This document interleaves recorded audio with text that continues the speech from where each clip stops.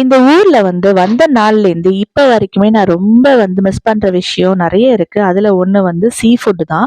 அதுவும் முக்கியமா நண்டு, இறால் அப்டின்னா ஃப்ரெஷ்ஷா வாங்கி நம்ம ஊர்ல சமைக்கிற மாரி இங்க வரவே வராது. அப்படியே ஹோலா ஃப்ரெஷ்ஷா கிடைக்குமா அப்டின்னா கிடைக்கும். ஆனா நாங்க இருக்க இடத்துல ஏதோ ஒரு மூலையில தான் இருக்கும். நம்ம அத டிராவல் பண்ணி போய் வாங்கிட்டு வர செலவுக்கு அந்த ஃபிஷ்ஷோட செலவுக்கு ரொம்ப காஸ்ட்லியா இருக்க மாரி இருக்கும். ஸோ அதனால ஸ்டோர்ஸ்லயே தான் வாங்குறது.